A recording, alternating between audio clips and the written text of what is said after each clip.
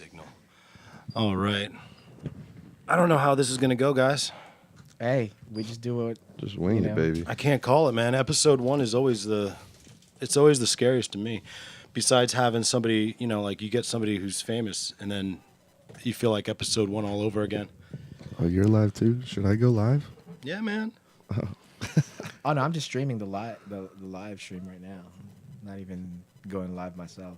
I'm gonna go live on Instagram. Okay. We're about to go crazy. Hey, get on the socials, man. Let me get in front of Facebook real quick just to introduce them. Hey, what's going on, Facebook? This is the Fight Game Podcast. I've got Jon Hughes, of course, a wonderful and crazy fighter. I got Paul Sichering, and he's the coach extraordinaire. And we're going to get down to business. We've got lots to talk about, and I don't want to waste a moment. This is going to be one of those episodes that lasts about an hour, maybe 20 minutes after that, and then we're calling it. Okay, keep it short and sweet, gentlemen. All right, so welcome to the Fight Game Podcast. This is the first episode, so we're going to be figuring it out as we go. But there's nothing wrong with that, right? Not at all. That's how we always do it. Yeah. So we got a couple of things that I want to talk about. Let's first get right out of the gate. I want to go ahead and thank Jon Hughes for coming on the show. Jon Hughes is a fighter out of Disciple MMA Academy. He is a coach at Beyond Strength Performance.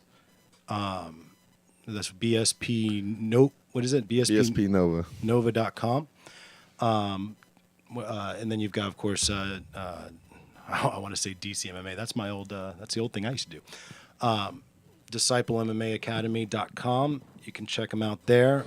Do you have any Instagram plugs or anything that people should be watching? Yeah. Your crazy naked ass. At Pelvic Sorcery. At Pelvic_Sorcery is the Instagram, and then Pelvic Sorcery, man. Come on. You know how mad I was when I saw that was your name, and I was like, I didn't think of that. I got it from Guardians of the Galaxy. Oh, really? Really? Yeah. That's awesome. When what's his name's out there? Star-Lord's out there with homegirl, and they're doing the dancing. Yeah. And he goes in for the kiss, and she's like, "No, I will not succumb to your pelvic sorcery." And I was like, I've heard that one before. That's such a perfect name for you two, man. You really that was smart. that you went with that, because that is your personality. Well played, is, well right? played. Oh my gosh. I don't do Twitter, and I'm barely on Facebook. Does anybody really do Twitter anymore, though? I don't know. I can't do Twitter. The president of the United States does Twitter. Yeah, well. He's also 78 years old too. So I don't know if we should be. I guess I gotta catch up on it then. I don't know. I don't know. I think Twitter is kind of a dying art. I mean, I tried it obviously, but I just can't get with that, short blasts of. Blah, blah, blah, blah, blah. Now follow me. Blah, blah, blah, follow. I'd rather see a story. I want to see. I don't know. Just it's not my stilo. Let me turn this down so that we don't have that going. Okay. So what do you guys think? All right. Oh, let me introduce my my co-host, or maybe I'm the co-host. I think on this show. No, I'm the co-host. You might have to be the host, and I might have to be the co-host. Please. As far as credentials go. I've got Paul Sichering. He is out of a lot of different places, but mainly he's a Disciple MMA guy as well, tried and true. But he also has the reputation for being everybody's sort of trainer. Everybody comes to you. Everybody Super coach. coach. Yeah, exactly. Yeah. And I have not seen word one negative about. Have you gotten hate yet? Of course. I mean, I'm sure there's somebody out there that hates what I do and doesn't appreciate I'll take that as a no, because usually, okay, so if you ask me, you ever gotten hate, I'd be like, and I'll tell you like yesterday, the example. And he goes, places. I'm sure at some point someone hates me. I think, maybe. No, nobody hates Paul. Not even close, man. He's good vibes. I thought you were from Hawaii when I first met you, actually. I thought you were a Hawaiian dude. Kind of had that thing going, But no, you're actually a Filipino guy. Yes, sir. You're from this area, the DC metro area. Yep. And you're helping fighters out in the DC metro area. Doing my best. Yeah. How many years have you been in the game? So as far as coaching, I've been in it since 2008. Been with Disciple MMA since 2010. Mm-hmm. So there you go. And it's one of those rises where I think we had over at the Righteous Anger podcast, we had a good show, and I got to learn more about you. I feel like your rise was normal but fast. Does that make sense? Yeah, it definitely feels fast, and Let me rephrase that, because I don't want it to sound like you didn't get the education. right. It was fast because you were there every single day. So like Yeah. in years, you've elevated quite a bit, and you've learned the game. Yeah. But it also seems like natural for you as well. Like. And it was just one of those things because for me personally, I wanted to make sure that I was also developing as a coach and as a trainer, because when you have the trust of fighters to guide them to victory, you have to be able to articulate what you need them to do. You have to be able to become better at communication. You have to be better at demonstrating technique and getting the fighters to be able to do the technique that you want them to do. So over the years, and that's you have to remember that a lot of my improvements in coaching came from watching great coaches and great students. Now, Jon, he always says, there's no real great coaches. We have phenomenal students. Really, that's the mentality that I've always gone into it. Because I can say something till I'm blue in the face, but unless that student gets it, it's just wasted air. Right. But Right. we have these students that try really hard, and they really do try to absorb what we teach. So it's really cool to see people improve and add tools to their game. And I'm not the type of I don't want to. I never try to make a fighter fit my style. I always try to, look at their style, look at their strengths, and play to that. Right. And so you can't be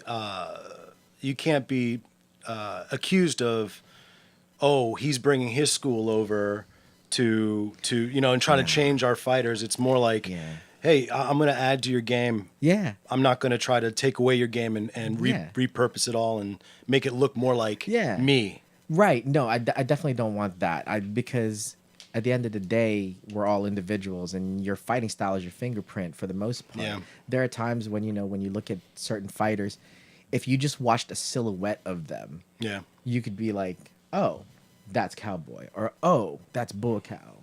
By watching their movement, it's their fingerprint, right? So, I want to make sure that everybody maintains that uniqueness to their game, and and it's beautiful too, man, because I feel like coming from the movie martial arts back in the day, that we grew up on. Yeah, absolutely. Everybody had their own style too. Steven Seagal, you know what you're getting.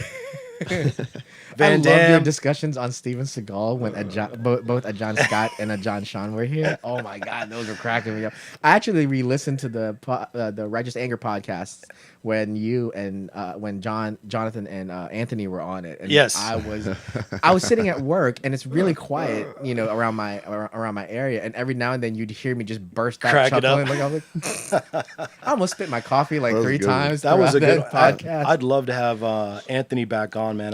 We just got to figure. He's like one of the busiest guys I know, so getting him on the show is going to be probably hard. His time is hard to come by. Yeah, it was an honor to have him on the Righteous Anger that day, and really helped. He's about to have no time with a baby on the way. Baby on the way. That's right. Oh God, don't I know it? Maybe I'll watch my first movie tonight. I don't know. And like seriously, I don't think I've seen a movie in a year. It's just. You've seen what? What's the last movie you saw in the theater? In theater? Mm-hmm. Oh, Thor. Thor? Yeah. Okay. Leo? I go see every Marvel movie in the theater. Okay, so now the pelvic sorcery reference makes even more sense. You're like a super fan. I'm a super fan. So speaking of, I want to kind of talk about a lot of different things. Now, sure. This show is dedicated to, first and foremost, the East Coast fight game. All right. So, because I feel like fighters on the West Coast get a lot of shine, and I feel like over here they really don't get enough shine unless they go over to those gyms over there, and obviously not the footage, but the publicity is really good over there. Yeah. Makes sense, right? LA and all that. LA, Vegas. Vegas, obviously those are publicity cities anyway. Yes. Right. DC area, not really a publicity city unless you're, In politics. in politics, which, all of us try to avoid, obviously. Yes. Boo. A boo. But so that's the point of this thing. Why we came together is because I Yes. think we need something for all of the East Coast. I mean, right now we start off with the DC area, Sure. Specifically the DMV. specifically DMV, and we'll never drop that flag, obviously. But Can't. I'd like to see New York and Pennsylvania and Philly and down south, the Florida scene and all that. All of Yeah. them come up here or simulcast in or whatever. We can talk about the game on the East Coast and really make it something. Yeah, that would be awesome. Would be awesome. Let's make it happen. So we were just talking about there's a lot of different news items, okay, and we're gonna talk about inside the DMV, inside the East Coast, but we're also gonna kind of move out away from that because obviously we can't neglect what's going on in the MMA world. the big MMA world, Sure. the big fight world, right? So Muay Thai world. Muay Thai world. I mean, we might fly over to Thailand and talk a little bit about that, right? But specifically, there's some crazy stuff going on. Okay, so let's start off with the Mario Yamasaki thing because right now that seems to be one of the big things. So Mario Yamasaki, who has one of his big gyms out here. He's a local guy as far as I'm concerned, from what I've seen. He reffed the Shevchenko fight with what was her name? I should have this up. Anybody know it? Off the top of my head? Not off the top of my head now. Nope. Let me see. Shevchenko. But she wrecked her.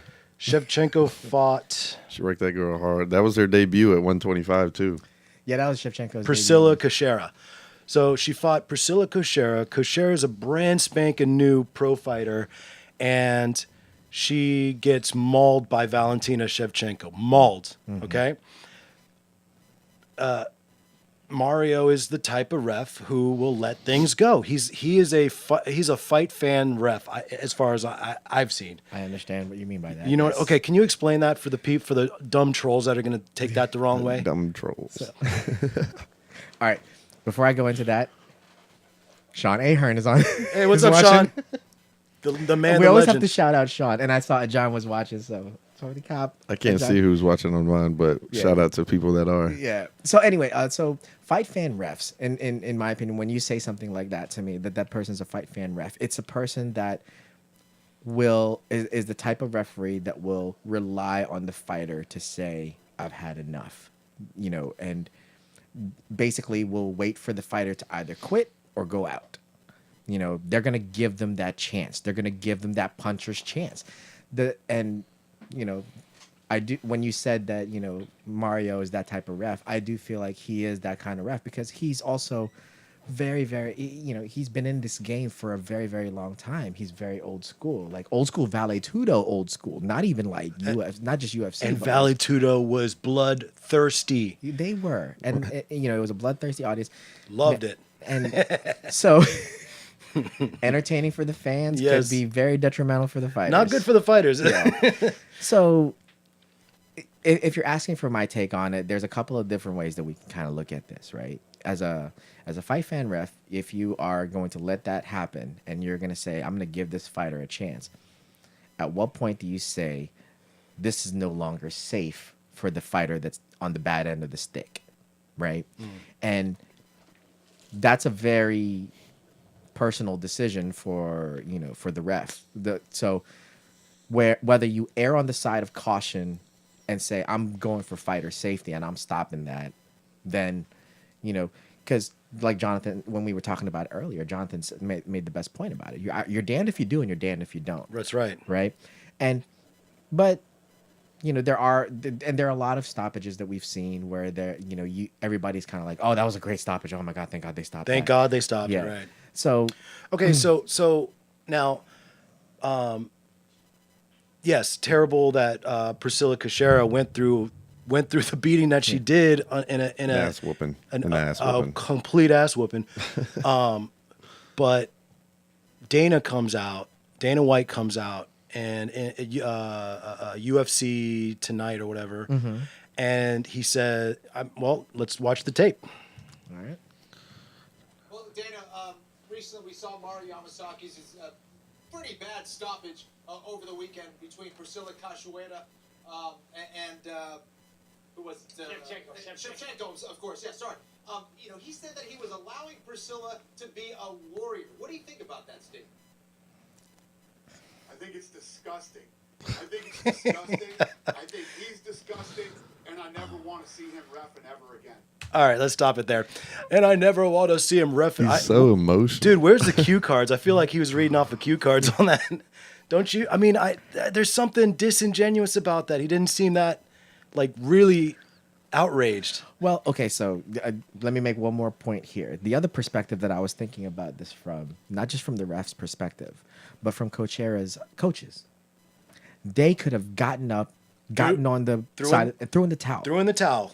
At some point or another, if you as a coach notice that the ref is no longer concerned about your fighter's safety, you need to step in and be concerned about your fighter's safety. So you think that a lot of the blame really has to go to her corner? It's not that it has to go to her corner, and not that one person's to blame, but at the same time, that was a collapse in people making a decision for the fighter, because Coachera, like we said earlier, she was not backing down. She was willing to take that damage from Shevchenko, and Shevchenko was causing a lot of damage.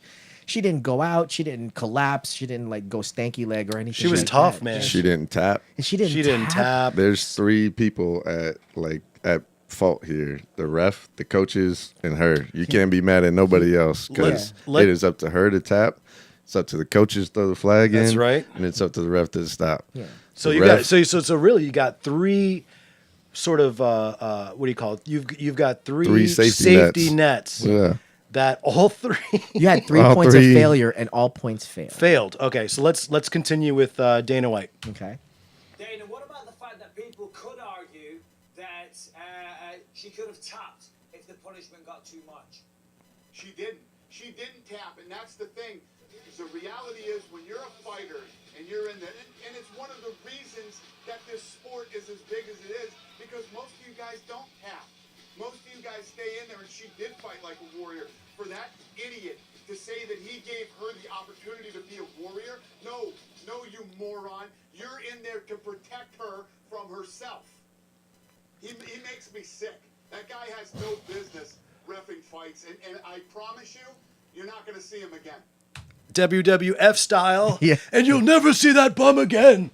So, I mean, what you got? Okay, first of all, do you think Dana's that serious about this? No. I would give him the benefit of the doubt, because we've seen him follow through on promises that he made to fighters and really care about certain fighters. Now, that doesn't mean that he hasn't gone the other way with some other people, but again, there's the perspective that I kind of try to look at it from is a holistic one, where as a fight promoter, what are you looking for?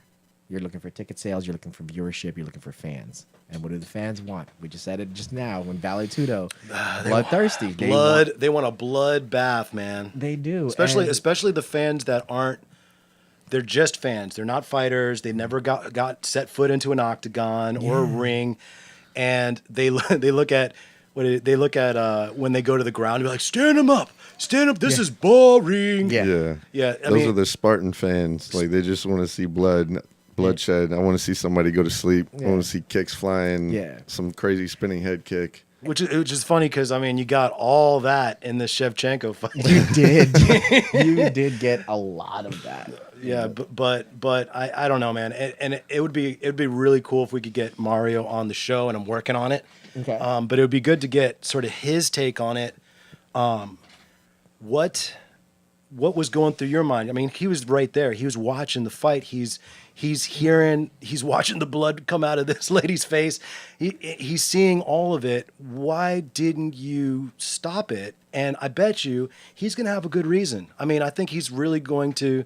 The guy's not new at reffing. This is not a new ref. No. And but he has been accused of letting fights Fights go a little poor bit. stoppages, not being soon enough, not being quick enough about it, that kind of stuff. So he has a history for it. But do you think that's cultural for him since he's a Brazilian?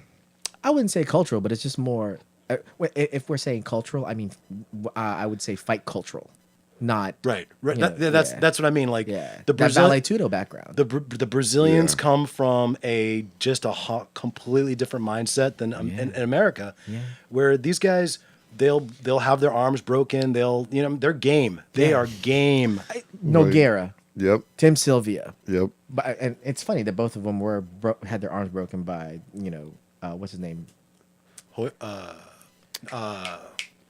John Jones? No. No. Frank Mir. Frank Frank Mir. Mir. Thank you. Sorry. Both of them had their arms broken by Frank Mir. Neither one wanted to tap, and then all of a sudden when you watch the Nogueira arm break, like he was cranking, and Nogueira was like, "Nope, you're gonna have to break it off," and then Frank was like, "Got it." Pow, and then he Yeah. taps. I was like, Yep. "You waited until it broke before you tap." Now, Yeah. There's Was that that- old school mentality. was that taking it too far? Should the referee have stopped it before the arm broke? Because now Nogueira was out for months. You know where MMA is right now, I think? Yeah. MMA is 1970s, 60s and 70s football. Ooh, hard nosed. You know what I mean? Yeah. Like where you had guys Grit and grind. and other smash mouth. Yeah. nobody's Smash mouth. holding hands around the player, like Yeah. praying for the player. They're just like, get them off the field. We got a game to play. Yeah. But I think MMA is at that place where, okay, I think people are really, because more fans, more, I guess, casual fans are starting to come in and see this thing. And it's not so much like, in the beginning of UFC and MMA here in America, oh, it's a cockfight. It's a human cockfight. It's not like that. It's more like, hey, can we not kill the people that are putting on this show on for us? Yeah. There's a question that's on the Fight Game podcast. It's like, can you throw in the towel in MMA? Yes, you absolutely can. You can absolutely throw in the towel. You, as a coach, can stop your fighter from taking that much more damage. Boxing, MMA, Muay Thai, kickboxing. All combat sports give you that opportunity. You could even do that in wrestling if you wanted to. Oh, I didn't. Not wrestling. I didn't realize. I mean, as a coach, you could step in and be like, "Hey, we're done here." Yeah. Like, That's very true. Yeah. that's Yeah.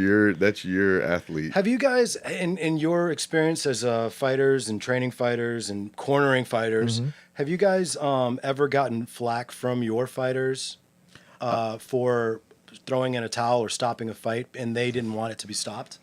Yes. Only once I- that I can remember. I wasn't one of the cornermen that threw in the towel, but there were fights where we've had to throw in the towel for people, and they were like, why'd they throw in the towel, and they get upset at that moment, but when you're in the moment, you don't see what we see. Right. As a cornerman, as a coach, you're not seeing yourself outside, out of body experience, and you are taking some serious damage. Now, you might think because of your adrenaline and your tenacity that you're not taking damage, but you are. Right. You are taking damage, and at some point or another, it's going to be up to us to call it. Yeah, and again, another point of failure. Yeah. Right there. That needs to be there so the fighter can fight another day. Yeah. And one thing that Rogan has, I don't know if you guys remember Rogan talking to his buddy Brendan Schaub and getting him to quit the fight game because he didn't see that his heart was in it anymore. Yeah. But that tough talk, that tough conversation where Yeah. it's like, hey, look, This might not be for you. yeah, or Anymore. or this fight was not going your way, and there has to be that rapport between fighter and trainer. Yes. To say, look, okay, I trust you. Yeah. And sometimes that's not there, right? It's Well, not that it's not there, right? Yeah. What were you gonna say? Well, as a fighter, I'm saying, like, as an amateur, for sure, there's no need for, like, you're not getting paid for that. There's no need for you to go in there and just get wrecked or get hammered or just get annihilated. There's no need. Like, who did we have? We had Matt. I forget Matt's last name. Fergie. Oh, Ferguson. Yeah. Yeah. When he had a fight, he got his nose broken, and he was like, "Nah, I'm good." But when he came to the corner, like, there was just pouring out of his nose. Pouring out of his nose. And we were like, don't blow your nose. And he goes, and just goes, wow. And we're like, all right. And then he goes back in and they go down and he gets elbow crushed to the nose. And we're like, all right, nah, that's it. Yeah. bro, this is not a pro fight. Like, if you're getting paid, I'd let you go in there and do what you got to do. Because personally, as an amateur, yes. But if I'm getting paid and I'm professional, I don't want my coaches to decide. I want me to decide in there. Like, either let me get knocked out, or let me get my arm broken. I don't want my coaches to decide unless I'm just getting like. Is that your ego though? Oh, for sure. Okay. But that's like ego. That's pride. That's the fight. Like, that's the fight in me. That if I went this far as an amateur to make it pro, at that point it's on me now, because now they're paying me and I gotta go and pay everybody else. But either way, that's ego and everything. Right. Like, I trained this hard. Let me go in there. Let me go and balls to the wall. Put it all on it on the line. In the line there. Now, if I'm getting Ronda Rousey around the ring, please step in at any time. Yeah, because that got a little embarrassing after a while. It's like 5 minutes of me just getting like. You do not want that highlight. side. You don't want that highlight reel, man. No. And Yeah, speaking you of, never want to be part of somebody's highlight reel. and speaking of, let's watch the Yoel Romero Luke Rockhold highlight reel. Oh, that was beautiful, Here we go. but scary all at the same time. So this was in Perth, Australia. Yes. A very Fight intelligent community in Perth. yes, and it was a very low dollar amount on this fight as far as ticket sales and things. So But if you watch Yoel, the whole time he is just standing right in front of him, same stance, and then he'll just bum rush, and he'll either get it or he doesn't. Yeah. But right after he's done with his bum rush, he goes right back. It's almost like he stays. He actually didn't make weight for this fight. no, By about the 3 way. pounds. 3 pounds. Was it 3 pounds? Yeah. But No, I mean, no, 3 the- pounds.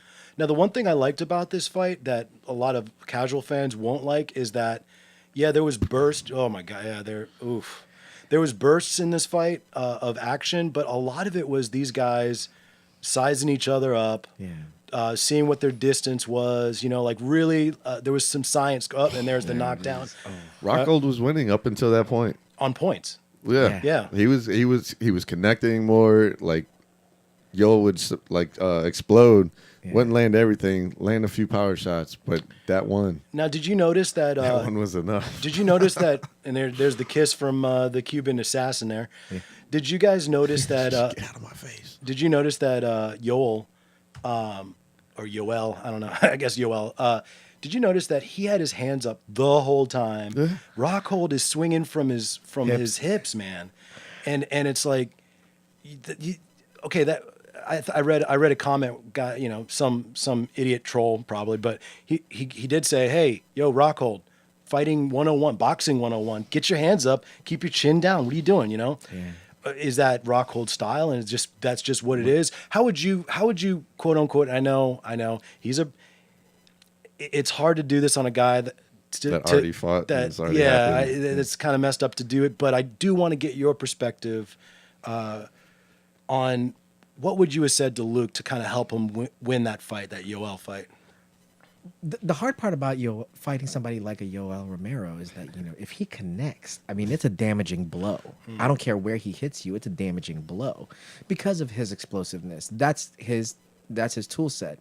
So for somebody like Luke, the advice is always going to be good defense, but, sniper offense, and being able to maintain your base.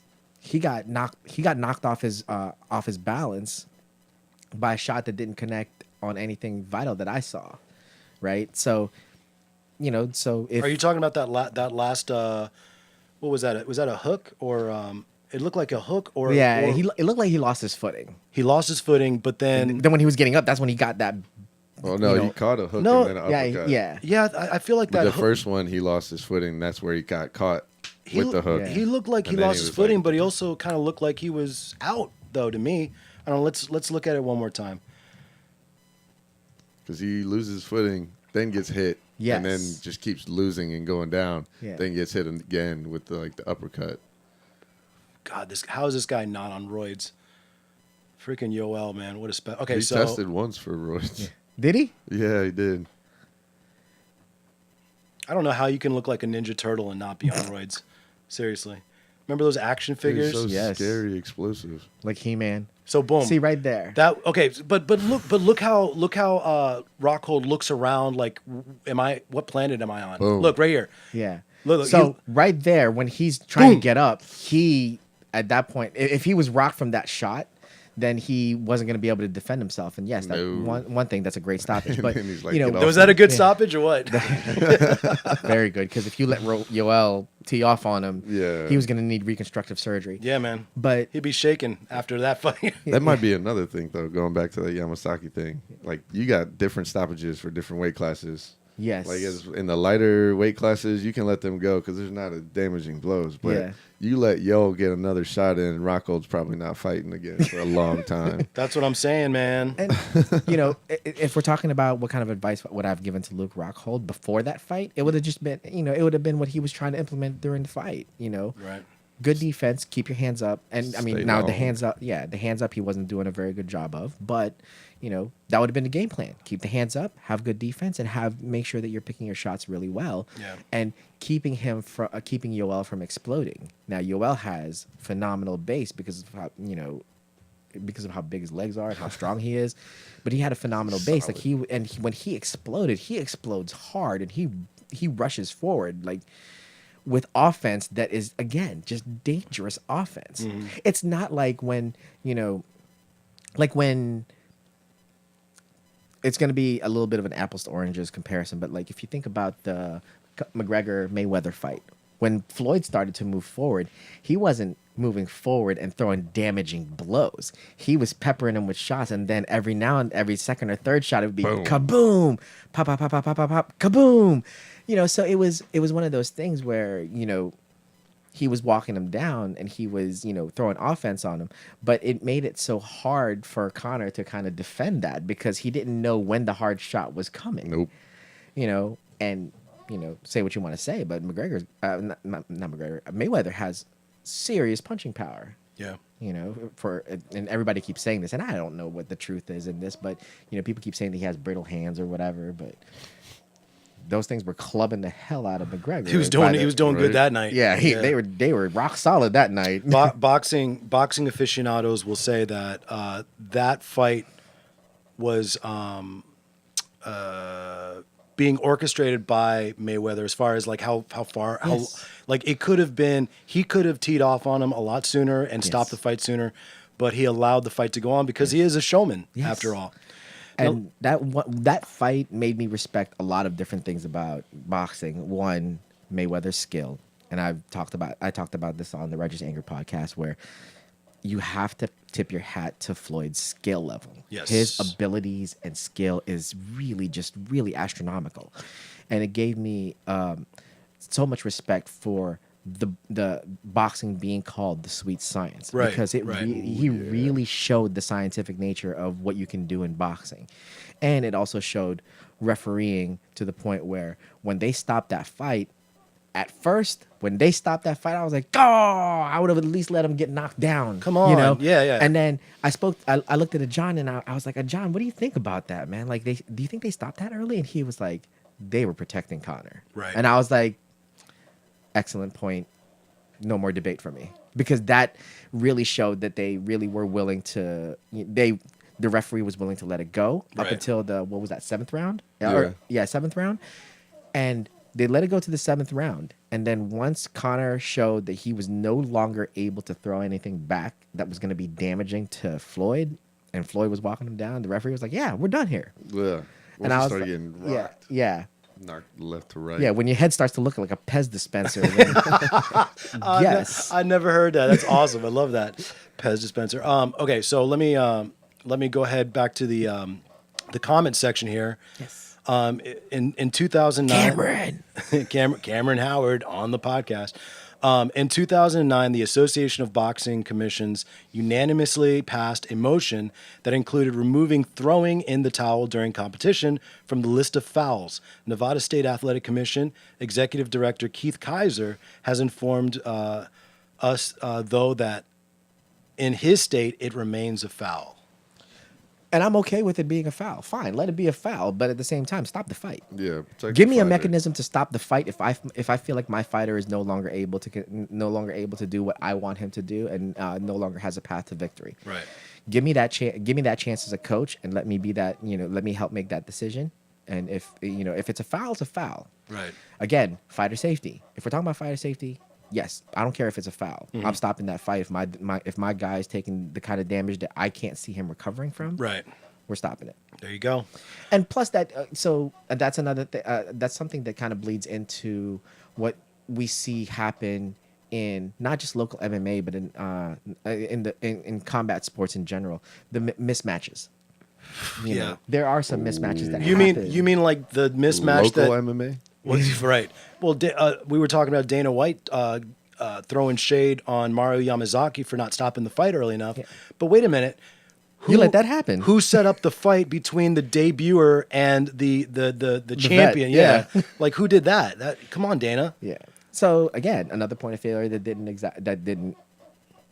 that failed. Right. Right. You know. Do me a favor. I got to get rid of that chair. That's the squeaky chair. That's is it? that's the sex bed chair. If you can kind of like turn it or something, or no, nothing's gonna help. Okay, I'll just stop moving. there you go. Good luck.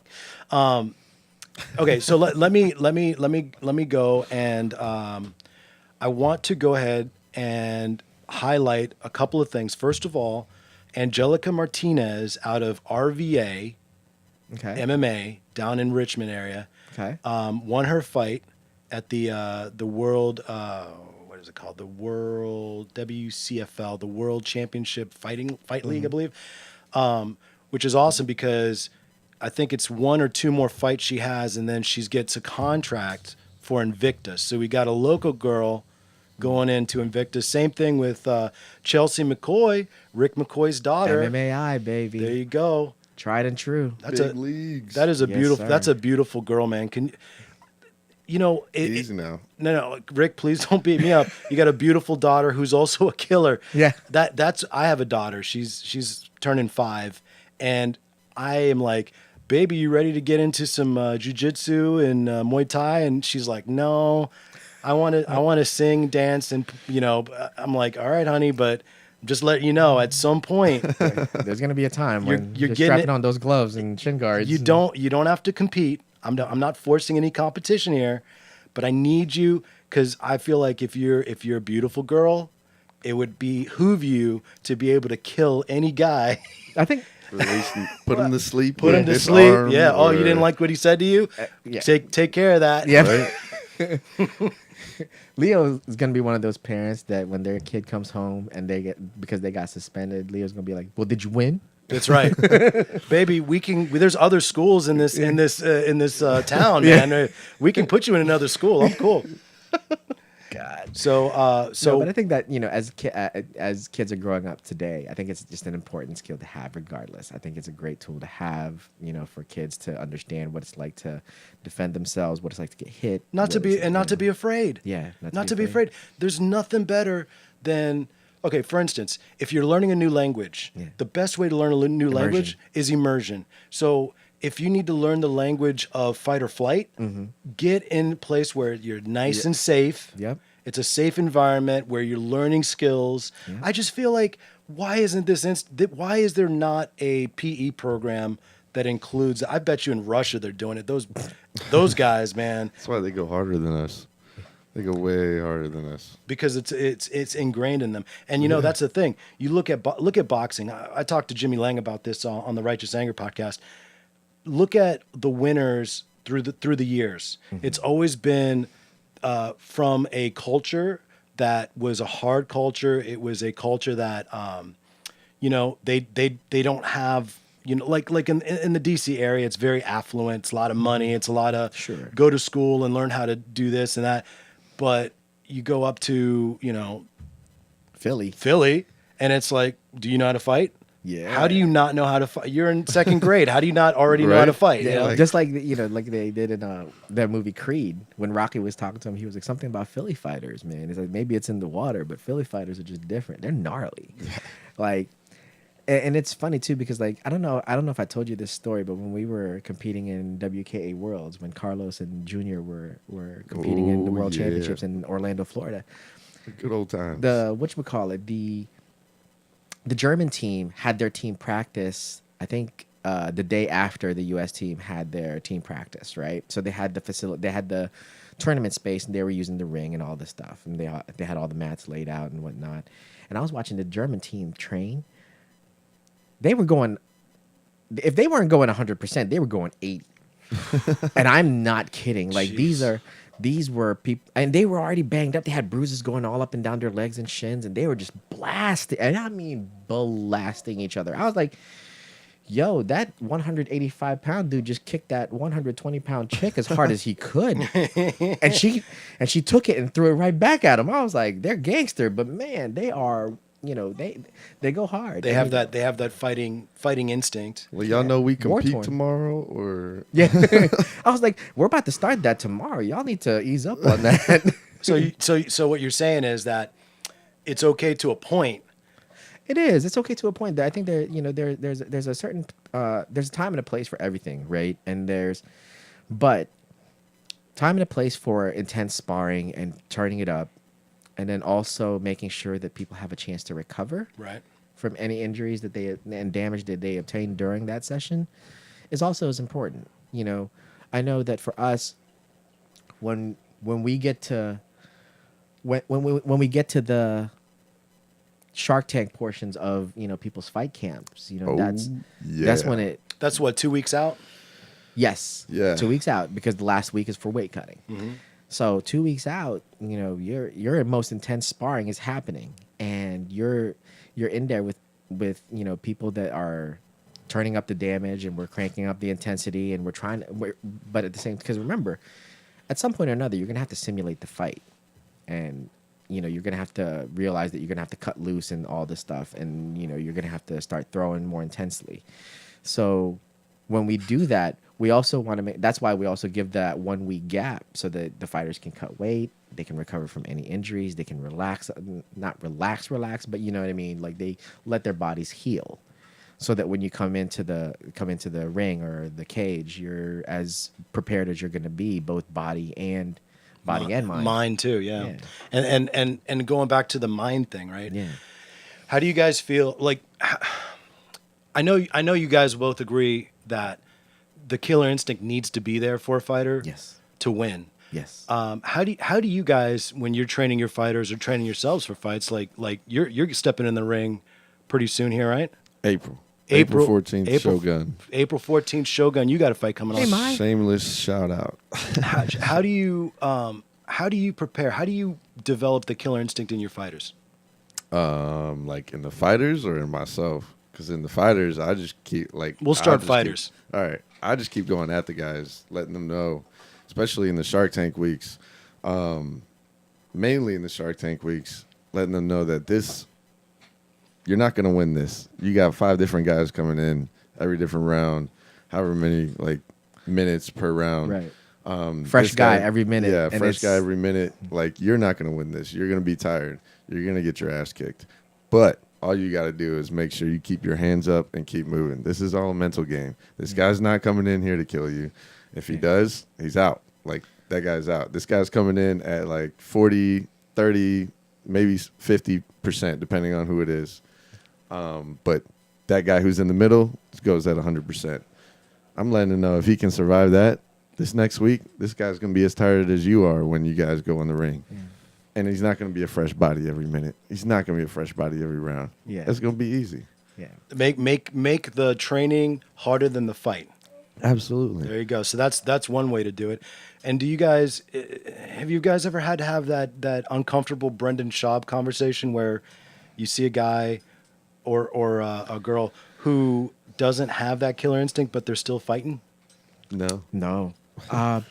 And so that's Jon's perspective on developing the fighter. Okay, right? How do you do it? So for me, the way, and this is part of what my own personal ethos is for coaching fighters, where I don't expect you to get angry, and I don't necessarily want you to rely on anger, but at the same time, you have to have emotional content, right? And what Bruce Lee used to preach, it's about emotional content. Emotional Not content.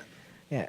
Now, can you explain that a little bit? So it means that when you're fighting, you're putting feeling into it, and you're putting your intensity into it, and you're putting it's all about being able to put who you are out on the line, right? Because now, when you're training for the fight, I try to tell people, you're training to not be a liar about who you are when you get in the ring. Because when you get in the ring, you are expressing yourself in its purest form. That everything about what you do in your fight has everything to do about who you are as a human being. Preach. Because like if you're one of those guys that say, I got cardio for days. You start gassing out in the ring, you just became a liar. Right. So and you don't believe in yourself anymore. Yeah. So you're knocking your self-respect down. And something that my sister actually posted on a comment, that one of the things that my dad used to say was that it's time for a fight, and when you get knocked down, get up. Yeah. If you have that that mindset, again, it's all about that mindset to be able to get up and keep trying. When we do the Shark Tanks, we're not, again, like Jon said, we're not in there to hurt the fighter. We're in there to test your ability to survive, and we're in there to test your cardio. We're in there to test whether you are committed to doing this. Because if you break there in training, you can be broken in the fight. But if you can't break in training and you can at least keep trying, then it shows that you have that mindset. And mind you, when the guys get the Shark Tanking, the intensity does go up. But as coaches and trainers, Jon and I try to keep a very close eye on that and say, hey, he's in the fourth round of a 5-round Shark Tank, and you're minute 4 in that round, and you're a fresh body. He's been through this for 15, 18 minutes already. Yeah. Lighten up a bit and just push his cardio. Yes. Push his cardio and make sure that he's keeping his hands up. We're not saying try to knock him out, because he dropped his hands, but at the same time, we also want to make sure that, they are mindful enough to be able to say, okay, I'm keeping my hands up, and I am, I'm gonna face this pressure, and I'm gonna keep going, and I'm gonna keep swinging, and I'm gonna keep trying. And once again, going back to, that's a great team that you're a part of. They're not there to hurt you. Yeah. You're not filled with people. It don't feel like it when you're the one in the middle of that Shark Tank. I'm just saying. No. When you're in the middle, Yeah. you hate everybody. Yeah. You think everybody's trying to kill you, but they're really not. And that's again. None of y'all are my friends, and I'm in the middle. Nobody's my friend. Everybody's leaving here limping. The trainer, or the person that we basically say is the proctor at that time, the person that's in charge of the ring at that time, needs to make sure that they mind that intensity and notice when the guys are starting to turn up on a guy that's in the middle and it's no longer useful. Mm-hmm. Intensity can be useful, but there's a time and a place for it. So when the time is no longer appropriate to bring that intensity, it's up to the coaches to be able to say, okay, let's stop the intensity. Let's push on the cardio. Right. And then once they stabilize, okay, bring back the intensity. So, so Jon Scarecrow Hughes. Yes, sir. You got a fight in April. Yes, sir. Where are you right now in your training? This is the early stages. I'm just pushing cardio. I'm heavy lifting, getting strength training down.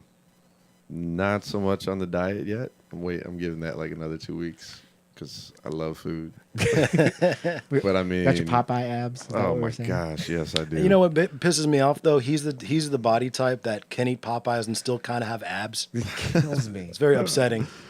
Oh, I ain't even gonna tell you what I had the other day. Then I don't want to be a party to. I don't want a Jon to like come to me and be like, "Did you know this?" And I can just say, "Nope, I did not." As long as I step on the scale at 170 or 170.6, somewhere in that range, I'm good. Gutter Yes, man. baby.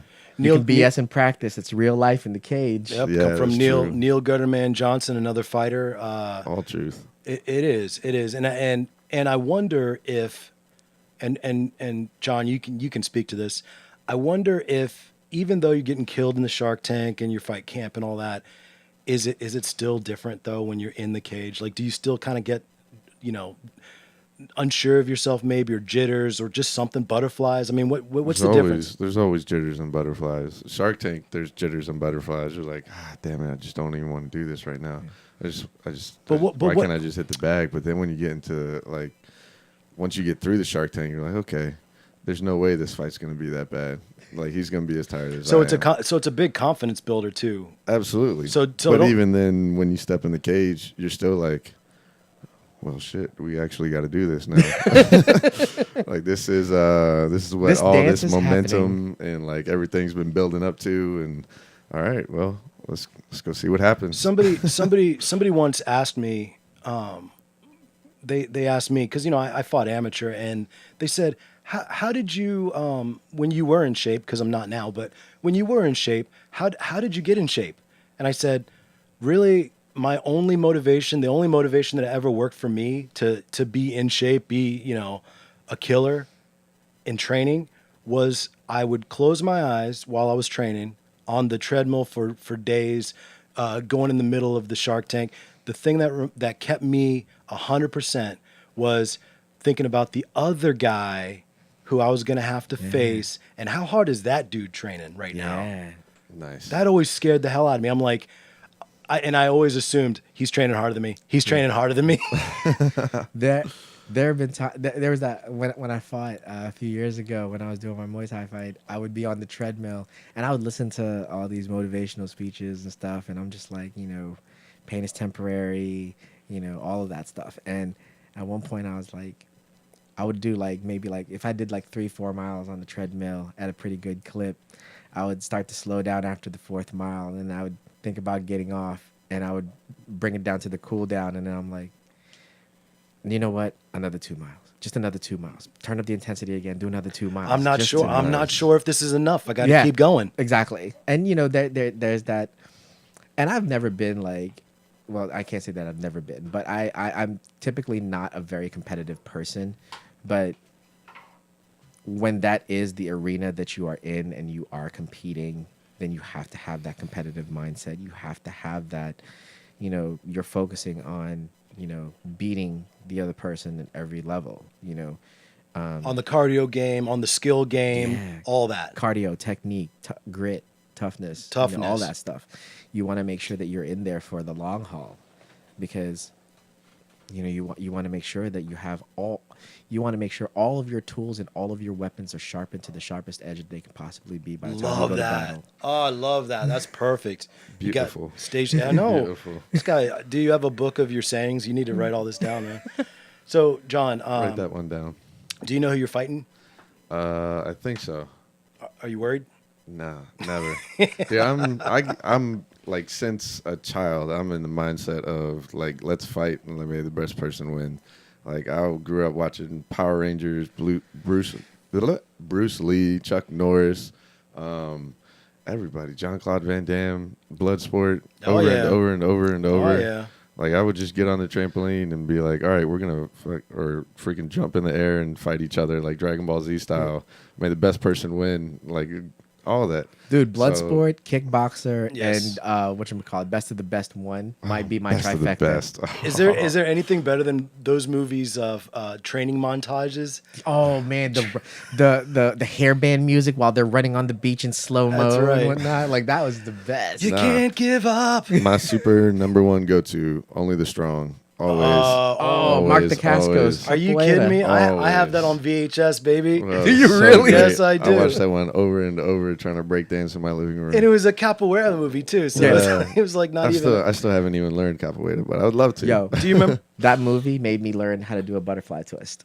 There you go. That was the catalyst for me starting the you remember when I talked about on the Righteous Anger podcast was when my friends and I got into tricking.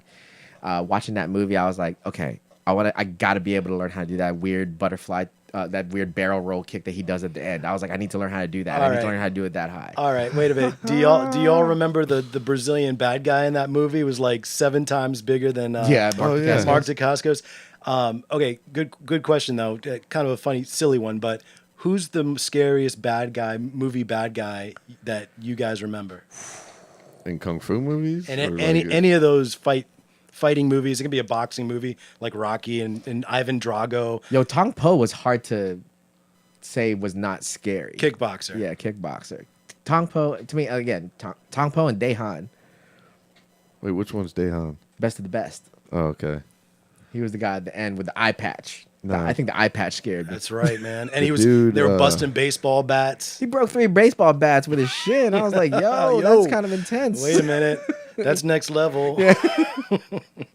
Hey, go to your fight camp. You're like, yo, hey, we got baseball bats, y'all. I need to train. I need to do this before I go in. Yo, Mel Minor, I don't know if you know who that is, but he's a Filipino Muay Thai kickboxer, right? He does that demo. He was on Fight Science where he broke the baseball bat with his shin, and they were using like an accelerometer to see how fast his leg had to move and all that stuff, and where he had to hit the baseball bat to make it break the right angle. And so he did it with a Louisville Slugger, and then he did it with another bat that was supposed to be harder than a Louisville Slugger. Jeez. And I was like, yo, he broke the one baseball bat, and they were like, would you try it again with another one? He was like, yeah. And I was like, what? Yes. No, the answer is no. I was like, no, we're done. This Just wasn't one and done. This wasn't good enough for you guys. All right, let me. Hey, production dude, come over here. Can you do this? Jeez. That's fight fans for you. We want to see that we. All right, cool. You did that. Keep it going. Hey, let's. What's the next level? Can you kick a lead pipe? Yeah. Hey, bring that lead pipe over here. Remember when? Okay, so I don't know if this ever came up when you guys did earlier martial arts, especially in traditional martial arts. People talking about punching engine blocks. What? Did that ever come up? Oh, okay. So I went to a kind of a what do you call it? A McDojo. Okay. When I was younger, and in the back room there was nobody was allowed to go in the back room. Okay. And of course, me being me, nobody was around, so I opened up the back door room, and it was the training area for the masters. And I kid you not, okay? And I'm telling you, this could not have been a publicity stunt because nobody knew about it. Nobody was allowed back there. Right. So it was for them, right? Yeah. It was a freaking Torture chamber? maybe. No, it was the size of a banana bag, 7 foot tall. Okay. Metal pipe that you'd see on a construction site, hanging from a chain. I don't like where this is going. And those No way. those guys went back there and they were hitting this pipe instead of a bag. I'm like, this can't be good for you. There's no chance. Let me that's go good ahead for and you. close this door and hope I never have to come Yeah. back here. There's that one little girl on YouTube always like beating up a tree. The Russian the chick? Russian girl. Yeah. See, That's- I told you Russians go harder That than girl- us. That little girl's beating She's up like hitting that tree, and you can hear beating it. the bark off a tree. Yeah, and her dad chopping it down and with her hands. Meanwhile, her dad's ridiculing her for, you're terrible, faster, harder, Yeah. And of course you got what's his name, Khabib, wrestling bears at 4 years old. Come on now, you know what I'm saying? Khabib's on another level. That little girl's gonna. So that little girl's gonna have like arthritis in her hands by the time she's a teenager. Absolutely. Absolutely. That's the But thing. she's gonna knock her first boyfriend out too. Yeah, I can't be mad at her, man. Like, She chopped down a tree with her bare hands. I mean, straight up, and it wasn't no banana tree either. I mean, no. so we got Chong Li in Bloodsport. I like Chong Li, but the whole bouncing nipple thing that he would do kind of made it a little silly. But yeah, definitely Bloodsport is one of my faves, man. You better believe I was trying to do that spinning back butterfly kick thing, Van Damme. He does in every movie. That's his Oh, thing. the jump spin hook. Yeah, Yeah. yeah, yeah. So as far as Adam. Adam Levy, what's up, brother? He's Old school. old school and jiu-jitsu crazy, right? Yo, Yes, sir. I Coaching jiu-jitsu at Yeah. Disciple MMA. yeah. Sorry, I'm gonna blow up your spot Come right check now, him out. Adam. Uh-oh. Ever since I watched from the first time that I watched Adam do jiu-jitsu, I've been a fan of his since then, and that was like at the old facility. I've never seen any. At that point, I'd never seen anybody flow the way that Adam could flow on the ground. Like it was just amazing to see how well he adjusts his body on the ground when he's doing jiu-jitsu. It is amazing. And actually, fun. what's funny is that, the first time that I met Adam was when we did the open house for Disciple MMA and at the Marie's Drive location, the first location. Oh, okay, yeah. And Adam came and, John was like, hey, can you work pads with Adam? And I was like, yeah, sure, of course. And he was like, hey, coach, I'm a southpaw. And I was like, oh, okay, cool. I'll adjust. And so I started working pads with Adam, and I had so much fun because Adam's boxing is so fluid. Again, that whole fluidity mindset that he has, that he can combo the hell out of anything and chain things together. Yeah, the way that he changed things together, especially when you do like rechamber techniques, when you do same hand techniques. There's not a lot of people that I've worked with that does that better than Adam, and I have so much fun when we do those kinds of. And that's such a good technique to work on is the rechambering and then coming back from the same, because especially new fighters, they're not used to that. They're used to left right left right left right left right. Yeah. But when one move that I remember working on was body shot to hook. Yes. What a great technique. It works damn near every time. Yeah. And Kevin just said Adam is one of the smoothest guys on the ground, and he really is. Now, ooh, I got a first meeting Adam story. Okay. I beat him in a jiu-jitsu tournament. Are you serious? When we were white belts. That was the first time I ever met him. Oh, we rolled Adam. at Copa Nova. He was my first tournament, and I'm pretty sure it was him to win the gold. And then skip a year or two of me doing jiu-jitsu. I'm like, all right, well, I got to get better with my hands at some point somehow. And we only had jiu-jitsu at the time with Tony Passos over at Mace. So I was like, okay, I'll just go to LA Boxing, UFC gym, go try that out. Of course, start somewhere, right? Start from scratch, or at least get the basics down. And I walk in, and sure enough, Adam's my coach, coaching me with the hands. That's how I feel about Paul, by the way. He was coaching me with the hands, and from then on, we've been in training ever since. Yeah. He's a good dude too, by the way. Yeah. It was funny because I was telling Leo on the Righteous Anger podcast, I was like, I don't know if you remember, but you coached me. You taught me. You taught me in class in Muay Thai. Yeah, when they had Evolution. I was one of the first coaches for Paul. Yeah. And then, Paul stuck with it and I didn't. and now Paul's the man. Now I got to Y up Paul. Yeah. Here you go, Paul. Yeah. I got to give you your respect because guess what? In this game, you keep going. Yeah, time in is valuable. It's crucial. That's right.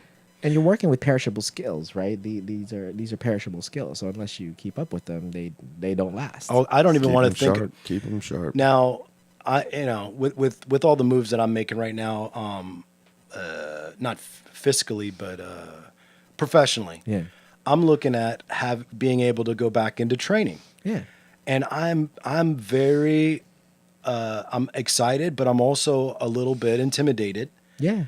Because I know what it's like to be first time back in the thing. Yeah. And that sucks. It sucks like what you did when you went to train over at was it you said with Tony Passos? Yeah. Same thing. Like I go back in there and it's going to be like, okay, we're starting back over at 1 again. Yeah, I've got some things that are ingrained in me. I still know how to march. I still know how to, slip and all that stuff. But it's going to be a shite show, man. It's not going to be pretty. So I'm not super excited about that. But it's always the beginner class. It's always yeah. Tear up some beginners, maybe, hopefully. Well, the only way to do it is to do it, right? So there's no substitute for that. You have to get yourself in it. Again, immersion. Boom. Speaking of Anthony Cordero, yeah. What's up, Cordero? Cordero, we got to get you on the Fight Game podcast. Just saying, bro. Carve out some time. Bring in the baby if you need to, man. I don't care. Yeah. We can rock a baby. Here's a bottle. Here, son. Yeah. We got to take a bottle break. No problem. Baby's not here yet. Baby's here soon, though. So yeah, but even after the baby's here, you know what I'm saying? Like, come on, man, do it. Yeah, there he is. So let me ask you guys one thing to kind of close the show out. Yes. We hit the hour mark. Is this awesome or what? It's a really fun conversation. It's all day, every day, bro. Yeah. It's amazing, man. And it's funny because you guys came from training, got showered up, took your protein drinks. Me and Anthony just got done punching each other in the face. There you go. And here you are talking about it. You guys love this shiznit. I do love it. So let me ask you guys this, because this is the first show and it's and we're building something here. Who would you like to see up and comers or established fighters, trainers? Hey, pass me my phone. I'll go let you know right now. Okay. I got a list. Okay, so who do you guys need to see on this show? Call them out right now. Say, hey, y'all need to be on the show. We need to talk about what y'all are into right now, what y'all are doing.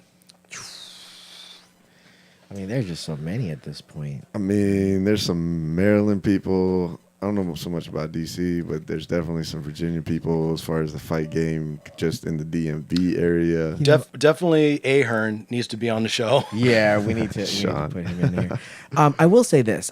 One person that I would love to get perspective from is Coach Jason Boyer. Oh, yeah. Tell me about him. Coach Jason Boyer is the head coach at Bauerhouse MMA, and he has a huge background in boxing. And boxing, he also has a lot of experience in Muay Thai and Le Thuay, which is the Burmese version of Muay Thai. Oh, okay. Right? It's a Burmese martial art. Looks a lot like Muay Thai, but they allow headbutts. And they do a lot of like the Boran fights where they just use the rope and they're in there like punching, kicking, headbutting each other. One of the gnarliest dudes that I've ever met. And you want to talk about somebody that can break down boxing technique?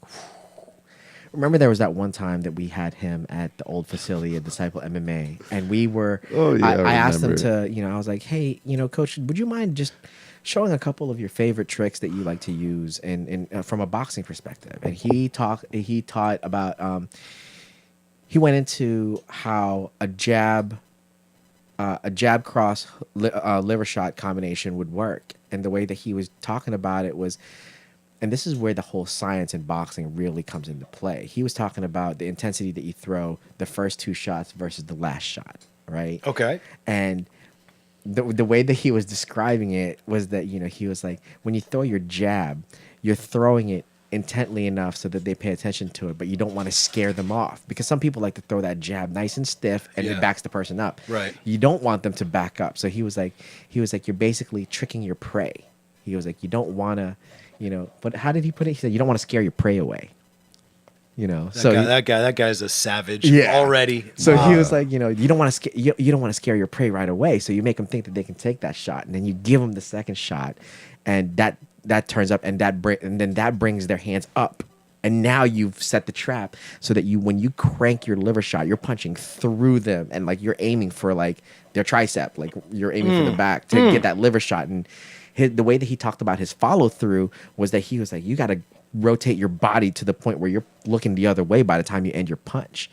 And just the way that he was talking about how he sets it up and a lot of the, the mechanics that go into it, I was like, I mean, he's one of those guys that can teach a jab for like a half hour. Yeah. And just have you drill in a jab like 100 different ways. God, what would be good? Have him. We're having we're talking with Jimmy Lang, having him come on the show. Yeah. And have him come on with Ajarn to talk. Yes, that would be amazing. That's the show that we're trying to make happen next. And I'd love to get Jimmy is 100% wanting to learn about MMA. Yeah. And I'd love to see him be training people, MMA fighters in boxing. Yo, if he translates his boxing skill into MMA, like that's just a nasty combination. It's a beautiful thing, isn't it? And I feel like we can get some fighters lined up for that too. Yeah, absolutely. So, so what was what you said is Jason? What was his name? Jason Boyer. Jason Boyer, Bauerhouse. Bauerhouse, MMA. Yes. Okay, and that's out of Frederick, Maryland, I believe. Frederick? Is it Frederick? I think it's Frederick. Yeah, it's Frederick. That's a big movie town, by the way.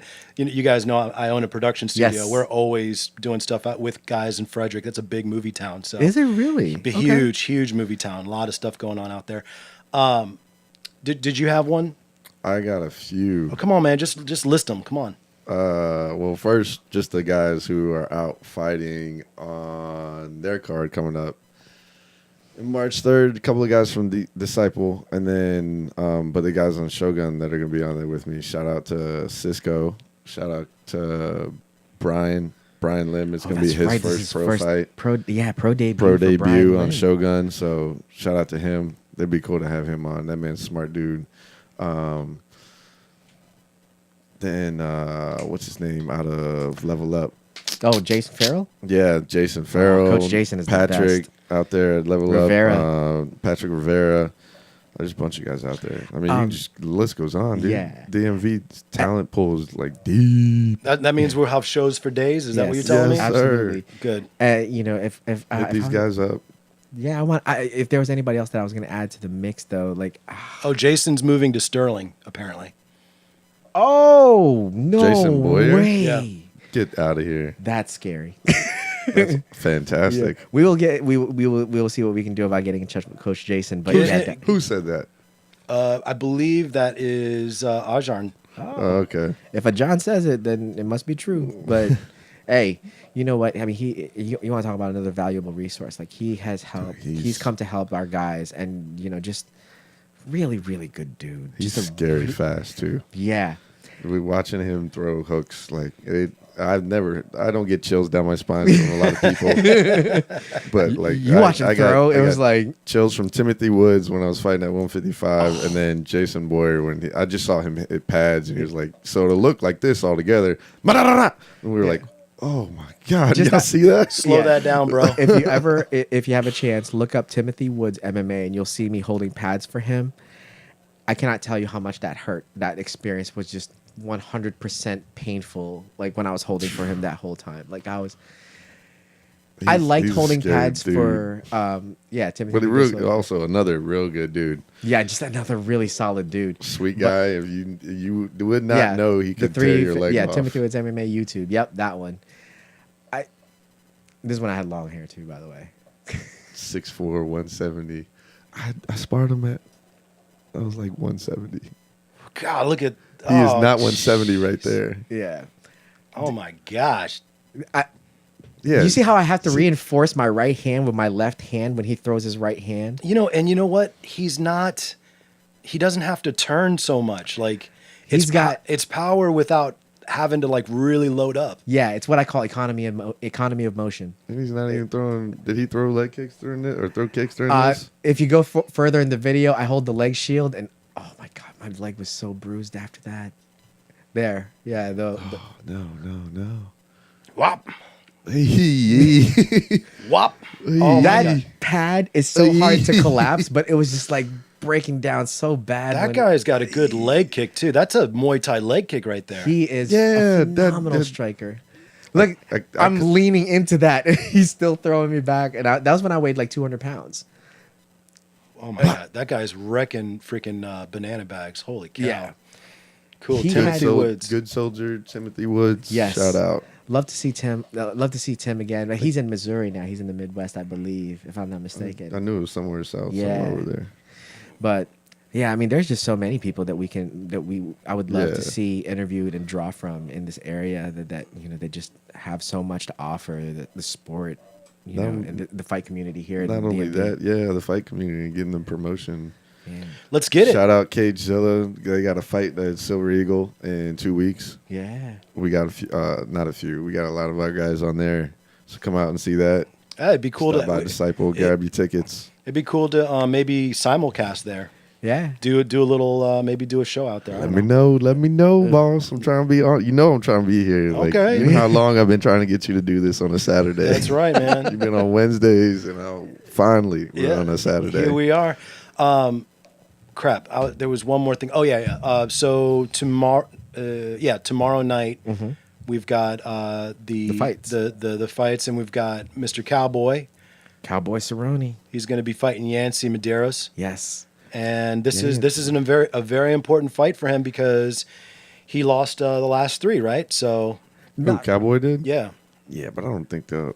That's what I was saying too. But I don't think he lost the last three because he won against Matt Brown. Yeah, And he fought somebody. Did he fight two more guys after Matt Brown? I think he only fought once since Okay, so he fought one since Matt Brown. Let me see. that. But even if he's fought twice, that's still only two. If he wins or loses this one, that's third. Then that's three. So maybe that's what I read. Maybe it was that he doesn't want a three A 3-fight losing streak. Yeah. Yeah, no, I get that. That's a couple things. That one, that's the competitive nature of Cowboy. Like I think he just wants to make sure that he's We just fight to fight. Like Yeah. that's that dude. Cowboy just fights to fight because he likes fighting. yeah.